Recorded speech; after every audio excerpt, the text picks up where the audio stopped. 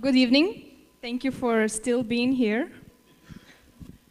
We are COZE. We are the Creative Boutique. If you wonder what COZE stands for, it's Amicable Conversation. So we are amicable and we want to have a conversation with you about your brand and how we can help you. My name is Ana Maria and I am the Director of Accounting, the Accounting Director. And then I'll pass on and introduce everybody. My name is Juan. I'm standing here because I'm too tall and don't want to cover the screen. And I'm the research. I'm JC Cunningham. I'm the art director.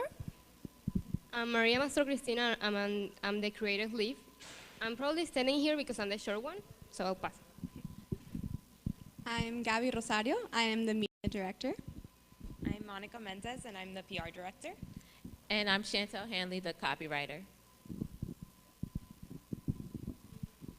So now that you already have your appetizers, we want to give you guys the main plate, or el plato fuerte, which is our campaign.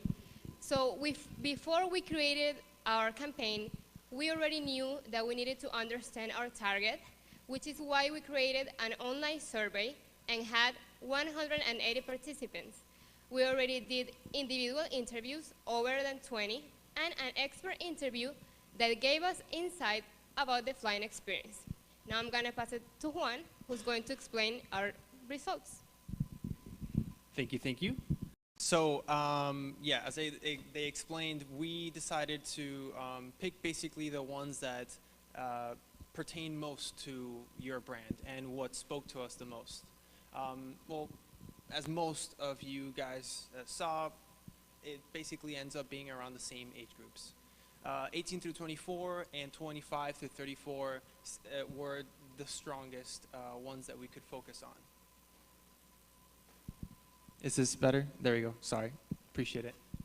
And this is probably one of the most important ones that we found, and it's what is most important for people that are flying in a plane, especially internationally, specifically to the aircraft itself. And those are the top three, which would be safety, seat comfort, and in-flight entertainment. We found basically that this would be a great opportunity to focus on, like this, sorry, as Europa has, they wanted to introduce their 787 plane, but we wanted to make sure that it wasn't presented in a way that shows too much luxury, doesn't show the plane or the brand as a economic brand, but we wanted to make sure that the brand was positioned in a more neutral tone as to not potentially scare away any of our potential clients moving forward. Also, we found, as many others, that can be expected due to our digital age, that most people in our age groups are most susceptible to digital media. That's how they make their purchases, that is how they make their research, and that's how they figure out who it is that they want to fly with. So it is very important for us to focus and make sure that Air Europa is relevant on the online scene. This was actually something very interesting for us because we were not expecting, being ourselves in this age group, that a lot of people do put a lot of emphasis in the frequent flyer programs. It's, again, as you can see here, 51% of people say that they do have frequent flyer programs. Many of them have more than just one. And from these people that have the frequent flyer programs, they find that that is one of the main drivers to choosing what airline they wish to go with. It's around 85% they will pick somebody that they have in their frequent flyer programs. So again, it's very, very important, and it was something that we were not expecting, actually. And again, this is actually going back to what's going to drive the person to actually make that purchase. And it was interesting because we're all or a lot of us are very cheap when it comes to picking, especially new airlines. You know, we're very conscious about the pricing. It's not that, from most people that we interviewed, they were able to tell us that, yeah, that is what will make them switch from one brand over to another. A lot of them are not exactly what I would call loyal to any specific airline. So again, that is why we wanted to focus mainly on the fact that everybody really cared about the comfort, safety, and the in-flight entertainment of these airlines.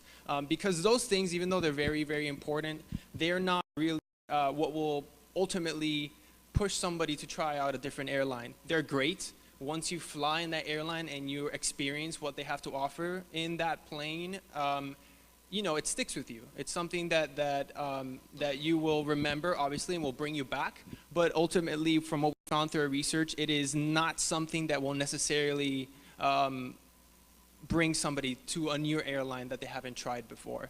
So we wanted to focus, again, reiterating to what I said before, to make sure that our advertisements were, and our campaign in general, didn't portray the brand necessarily as, you know, not to scare people away and make it look like a luxury brand and not make them want to try it, and at the same time, you know, not place it as an economic brand, if you will, seeing as that is one of the main factors that will drive people to a brand. So all of that research led us to the objective, which is we need people in the US or in the Miami area to try Air Europa and for Air Europa to be top of mind. And so we personified who their target audience is. So as Juan said earlier, they are millennials, they are Gen Xers, but they also, but to kind of break it down a little bit more, they are people like Linda, who is like 18 to 24, who took 2 years off to travel, but now she's working as a waitress and studying statistics. She wants to be an astronaut, but she still wants to go back to Europe, so she's saving her coins to eventually go back. And then there's also someone like Juan, who is maybe between the age of 25 and 35, who makes roughly $50,000 a year, and who lives with a partner and goes to Europe every year for about 2 weeks. So those are two different types of people, but those are the people that we're targeting. And so our challenge, even though we don't have a unique selling point, is to define it and nail down that insight that travelers compromise a lot for their destination. Okay, so we came with a big idea. Fly Air Europa or any other way is absurd. Now, the reason why we got to the absurd part is that when we started to analyze how we behave in flight, we are put in situations, especially when flying coach, that shouldn't happen. We become accidental boxers, hitting people with our bags. We are knocked out. We are juggling. We are limbo dancing to pass around the seats. We're hugging our knees. We're squished. So everything's so absurd. And Air Europa comes to challenge these absurd situations, especially with their new Dreamliner fleet. So we have 3 visual concepts. The first base is human-based. Of course, humans relate to humans and we're telling stories. But we really didn't want, picture-perfect story because, honestly, those are boring. And we're talking about absurd. So, first example, it's absurd to be caged in a plane. You know that. In coach, it's too tight. It's a cage. But with Air Europa, you have daily cage-free flights from Miami to Madrid. Or, you know that the Dreamliner has bigger windows. So instead of being squished in a plane, you have daily scenic flights from Miami to Madrid. And you might have recognized the glasses from this one, from a dear doctor that was dragged out of a flight. This is a time-based execution, which is a result of social media listening. That, you know, it's just an opportunity for us to poke our competitors because we are better than them. Instead of being dragged out of a plane, we offer daily friendly flights from Miami to Madrid. And we have a few executions with this space. We have public spaces, like malls, where we have, oh, come back a little bit. So we have our lovely caged women. You have problem, solution, and oh, by the way, we do have our loyalty program, because it's absurd to fly without earning miles and points. Then we have our magazine, a print ad at the back, because, come on, magazines only have 2 sides. You don't want to flip over all the pages. So there you go, you have a higher chance of seeing the ad. And the next one, of course, this was a social media buzz. Social media execution on Twitter. Oh, sorry, Instagram, with the hashtag #FlyAirEuropa. The other core visual is travel-based, because we're talking about travel. We're talking about airplanes. And honestly, what other options would you have if not the Dreamliner? You don't want other airplanes. So what are you left with? Are you going to fly a hot air balloon to Madrid, cannonball yourself, or fly like Mary Poppins? No, these are absurd situations. So for every one of these, again, Europa is the solution with their daily flights from Miami to Madrid. And one execution here is for our outdoors, because as you know, around airports, every single airline company likes to show their planes. Not us. We don't want to be like other airline companies. We present the real solutions. You want to fly to Madrid? There's only one way, Europa. And finally, we have plain text, because we're full of these little situations. You don't want to go to Madrid by bus, because it's faster to go by airplane. You don't want to see Madrid on a billboard. You want to be there. And then, again, you want to earn points when you fly. And you do it with Europa. Otherwise, it's absurd. We have a little bus execution and app execution with a little call to action for you to join the loyalty program. Because you either log in or you join. There's no other choice. You know, it's absurd not to earn those points. And as our final creative execution, we have a little radio spot to be played on Spotify and Pandora.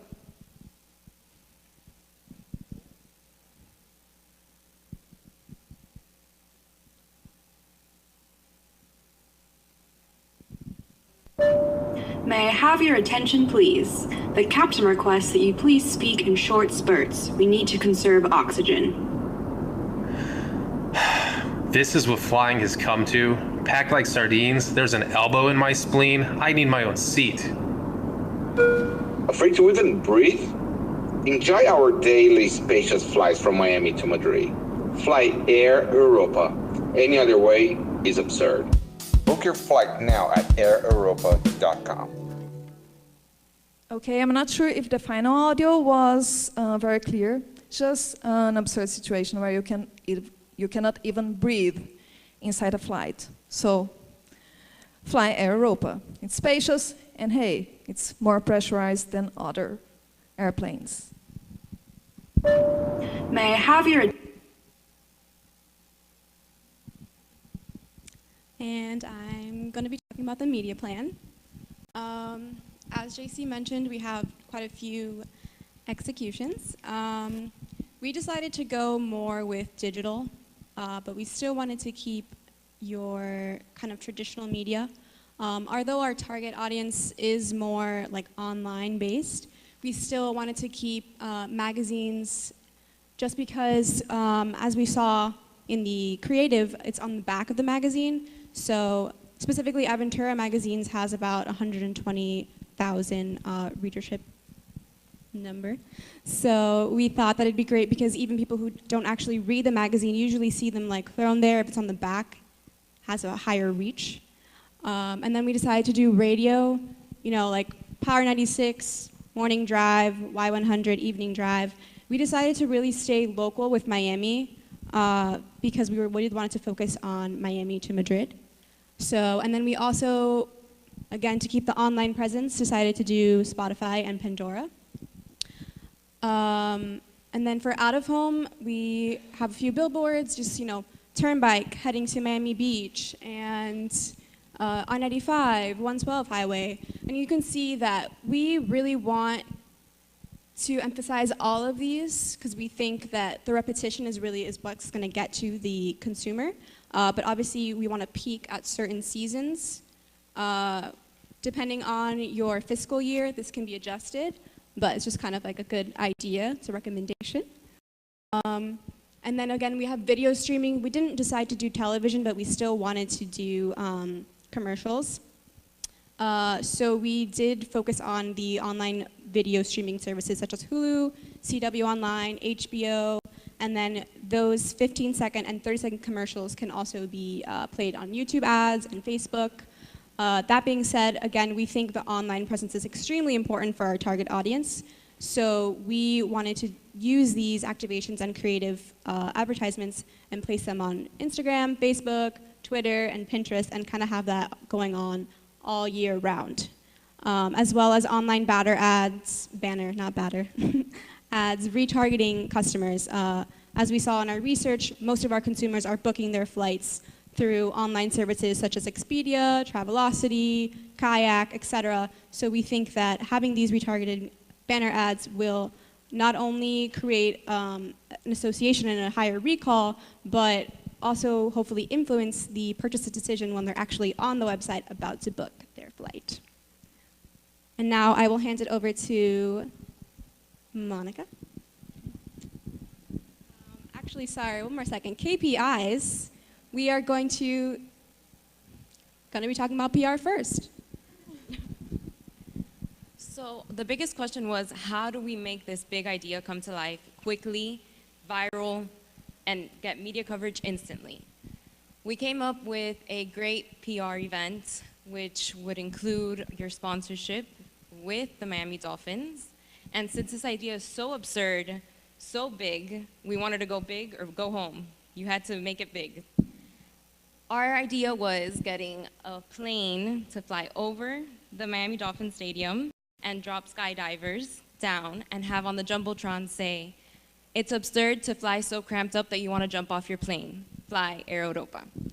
So, and our hopes with this PR plan would be to get complete media coverage instantly, go viral instantly, be present in social media instantly, and big events like this is what makes it. You have to go big or you have to go home, and if your idea is absurd, you might as well make the event absurd.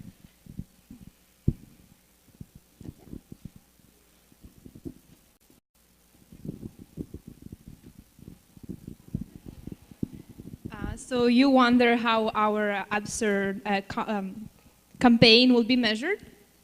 Very simple. We will be focusing on your website traffic. We want to see a great increase on your website traffic. We also want to see a great increase on your social media followers and your social media engagement, not only likes, but also shares, where people can relate to all these absurd ideas that they have experienced in their past flying with other airlines.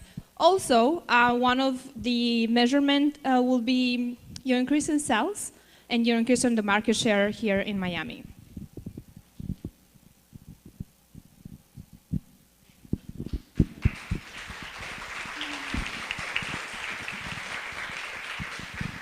Thank you. And just a reminder, fly us to Madrid, any other way is absurd.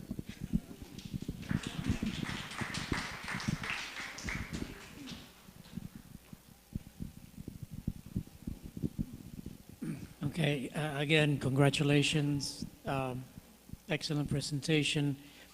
You know, it's So I used to run an agency also. I used to be a managing director for one of the top PR and public relations and advertising agency. And, you know, it's dangerous sometimes to use negative connotations, but if you use it right, it can create a lot of emotional connection, right? So it's absurd. You know, it's kind of hard to put your arms around it. But it does play, I think it plays fairly well, pretty well here. So, you know, congratulations on coming up with that idea. I think it, you know, I as you kept mentioning it, I was growing into it. Okay? My first reaction wasn't all that great, but by the time you were finished, I was pretty much sold.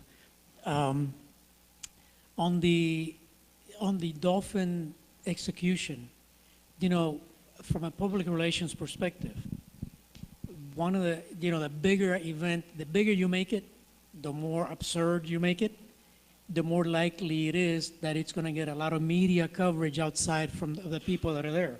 So if you were to do something like that, just in reference to the rest of the group, when you do things like that are that big, and you do a media advisory, you invite the news media to come, and then you use your partner, which is the Miami Dolphins, to partner with you to get the word out.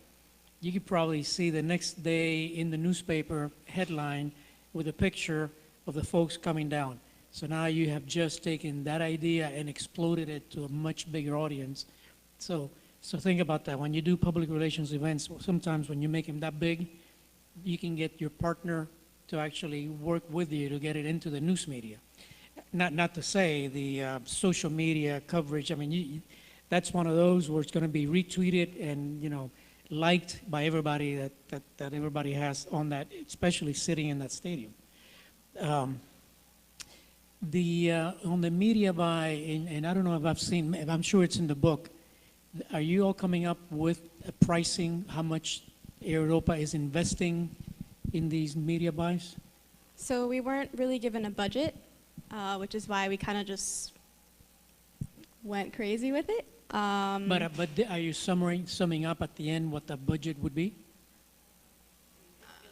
Yeah, did you calculate what, because you had a lot of executions that I thought were very well structured. You know, again, Yeah. Europa doesn't have unlimited budget. Right. So, you know, it'd be good to like price it out to see what it is that you're recommending. Most definitely. I mean, we have a rough idea, but yeah, it wasn't up there just because we didn't really want to talk about budget since we weren't given any budget parameters. So, but yeah, thank you. Yeah, no, it's something critical for the client. At the beginning, when you mentioned Linda and Juan, you know, if you're gonna make a reference to Linda and Juan, and you know, Linda being young or Juan having a partner, it would have been good to like personalize it with the image, right? Makes your presentation be a lot more powerful when you use a lot of images in your presentation. So when you do something like that, personalize it. I thought the research was good, but you went on too long. You know, at some point I kind of lost where you were headed with the research. You got to hit it hard. You know, here at Miami Ad School, they do say 30 minutes is way too long for a presentation. You got to make sure that you get all of this done quickly so that you get, you know, it's hard hitting and to the point. Anyway. Yes, I want to say something about your creative tagline. Actually, I have to second what you said, which is the absurd. The first time that I heard it, it was negative for me. However, I started to like it, and it really became something very good. It's absurd because you took the risk, and clients usually don't want to go that way, but I commend you for that. I also you earned the consumer attention on your PR. You know, that really grabbed the attention. And you're just drawing attention to the brand, and that's wonderful.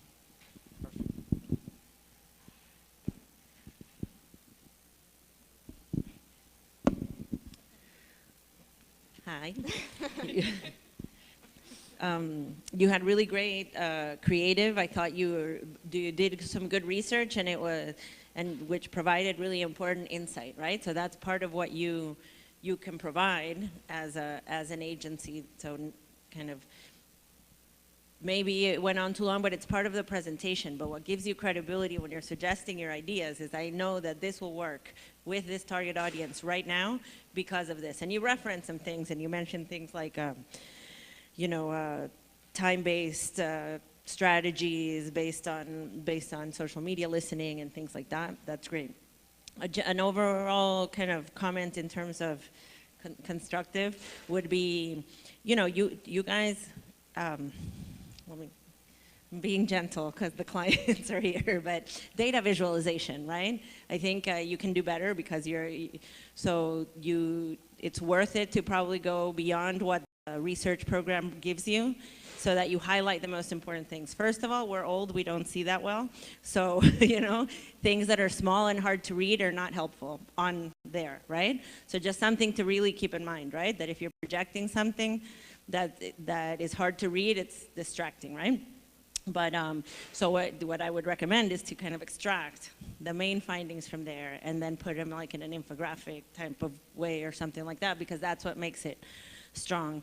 A related comment with the media plan that you put up, if you're not going to refer to it and I can't read it anyway, then probably not worth putting up, and then just finding a different way to visualize what you're saying. But that's just, again, as a teacher. You know, you brought up some really important points that, again, I think are good insights and important for the client, but maybe you could have like woven them in more consistently, like the price, you know, like you sometimes brought in and out the idea of positioning in terms of we're not expensive, but we're not cheap. But then kind of that fizzled out, you know, so just, I don't see that exactly if it came across. So, you know, just again, something to think about, that you mentioned this as something that you found, but then it didn't kind of tie to anything. But I echo what everybody said about absurd. I thought it was risky, but you pulled it off. You pulled it off well. You know, you really have to understand the culture and the personality of your brand and things like that. But that's like from a consumer perspective, I think it worked. And again, kind of similar to what I said to the other group, if you could have justified, based on the research, like really started off anticipating the counter arguments you may encounter about absurd, right? Say, well, you know, absurd might be risky because of this or that, but here's the research, here's the psychographics of our target, and we know that this and this has been successful elsewhere, and that's where we are. So just kind of counteracting that. So it's mostly suggestions on strategic presentation of your ideas, but I thought your ideas were very good. Thank you. I just want to say I like the risk taking. I'm a creative, so I really like the risk taking with that.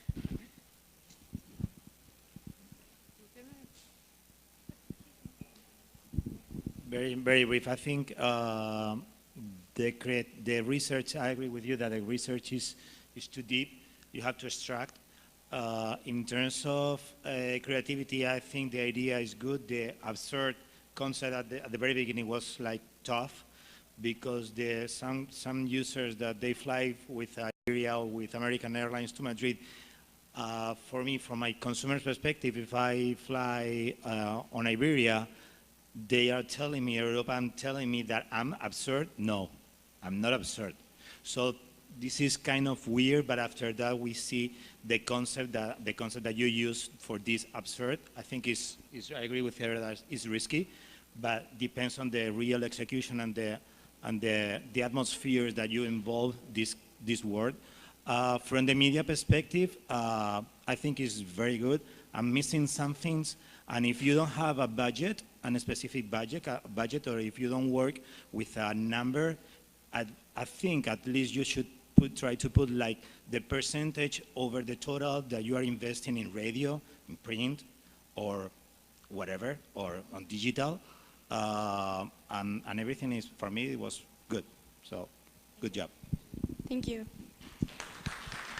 Yeah, and by the way, in all fair honesty to them, my directive to them was not to get into budget, because again, we were working outside of budget parameters. So just keep it more on the strategy side than, you know, nailing down numbers.